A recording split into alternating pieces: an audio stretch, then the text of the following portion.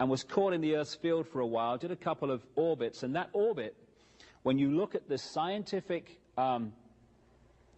suggestion of what that would have caused, starts to confirm some incredible legends, traditions, and oral and written evidence from the ancient world all over the planet that there came what the Bible calls the Great Flood. One of the things that this would have done, this pass by what we now call Venus, is to have created a 10,000-foot tidal wave. Interestingly, in the pre-flood world, since then, agriculture as we know it began at heights above 10,000 feet. Quite obvious why that would have happened in the scenario we're talking about.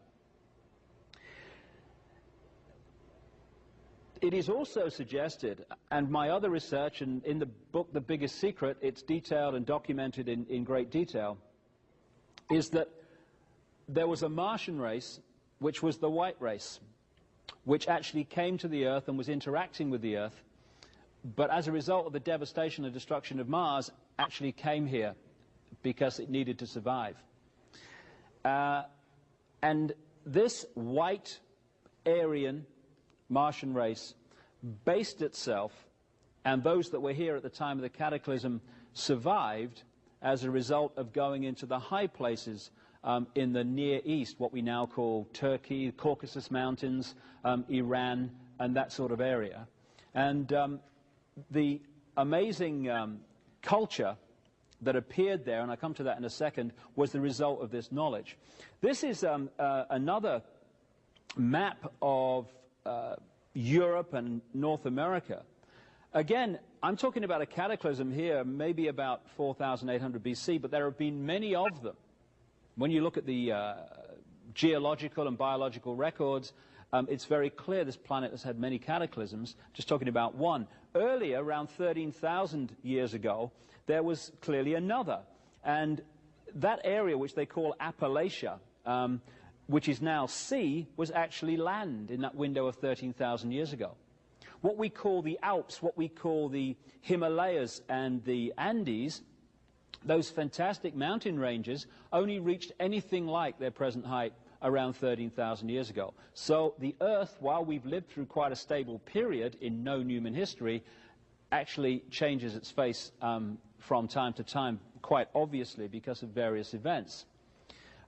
Atlantis was supposed to have been one of the ancient cultures back in the ancient world which had this advanced knowledge and was destroyed by cataclysm. And again, this is a theme all over the world when you look at the ancient texts and oral traditions of this land of high technology, of high knowledge that was destroyed by cataclysm. And so once this cataclysm and cataclysms had unfolded over this period of time, 13,000 down to 7,000 years ago, that kind of window, a number of them, that great ancient civilization of knowledge, what the ancients called the Golden Age, was wiped from the face of the earth, and we started again. But we started again with different levels of knowledge. Among the survivors of these upheavals were the mass of the people who survived, or the representatives of them, who were still in ignorance, and then again there were the few who had the knowledge. So it all started again.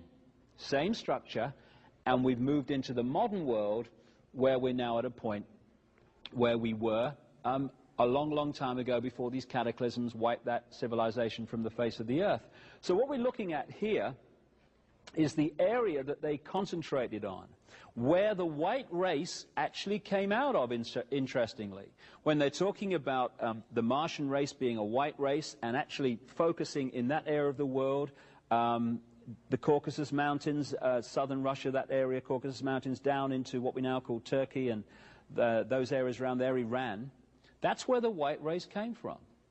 The actually original name of Iran translates as land of the Aryans.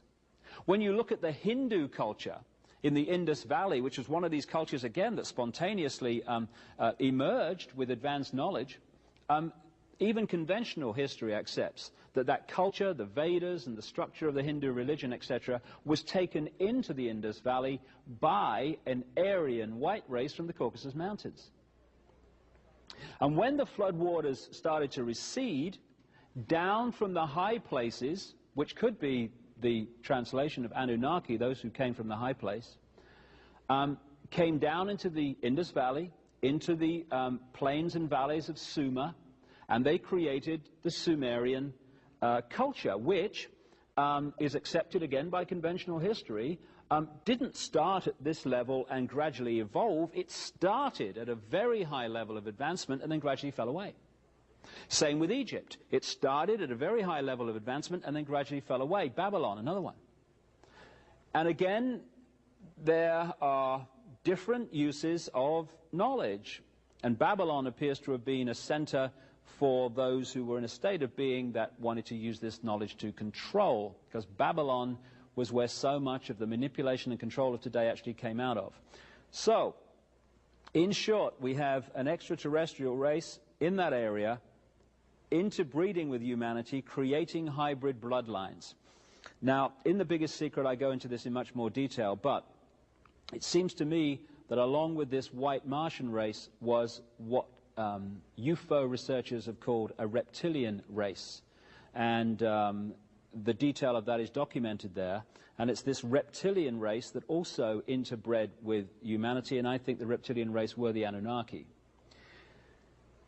When the first interbreeding took place, the hybrids were half human, half Anunnaki, I think reptilian.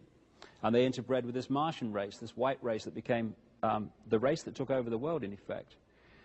When a second interbreeding took place, it wasn't between the Anunnaki, reptilian race, and the humans. It was between the Anunnaki and their hybrid bloodstreams. So now we're going 75% Anunnaki, reptilian, 25% human. These bloodlines, what I will call the pure bloodlines, the pure hybrids, these are the ones, when you trace into the modern world, that turned up as the pharaohs, as the ancient kings of Iran, the so-called serpent kings, that became the aristocracy of Europe, that became the royal families of Europe, and through the Great British Empire became the presidents, business leaders, bankers of the United States. The reason that these families of the Eastern establishment of the United States that produce the people that run America, and the European aristocracy and royal families, the reason throughout history that they have obsessively interbred with each other and not outside is because they're trying to hold this genetic structure. This is a picture I took of a partial eclipse of the sun on a pyramid at Chichen Itza in the Yucatan, a Maya pyramid. And understanding the two levels of knowledge of the sun from the ancient world to today is to understand much about this manipulation and what's been happening in the world.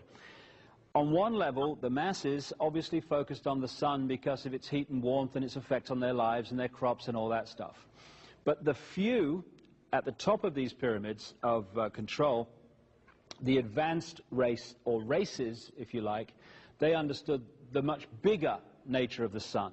The fact that it is not just a source of heat and light, it is a fantastic generator of magnetic electrical energy which is affecting life on Earth second by second by second by second.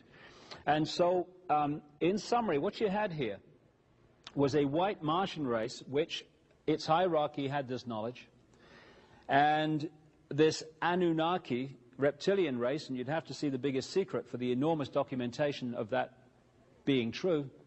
And they also had this knowledge. And below both, you had the mass of the people who didn't have this knowledge of the sun and much else. And a tussle took place between these two races, and eventually the reptilian race, through their bloodlines, took control and now control the world. So let's have a look at the nature of this knowledge of the sun. What you're going to see now are sunspots. Great arcs of fantastic energy that are emitted from the sun in cycles. Sometimes they're very powerful, sometimes they're less powerful. And the sun is 99% of the mass of the solar system. When it changes, everything changes. And a great example of what I'm talking about and how it affects us and how the ancients knew about this is a guy called Maurice Cottrell. Earlier on in his life, he did a lot of research into sunspot activity, solar flare activity, these projections of energy from the sun, and he found that they could be put into various cycles.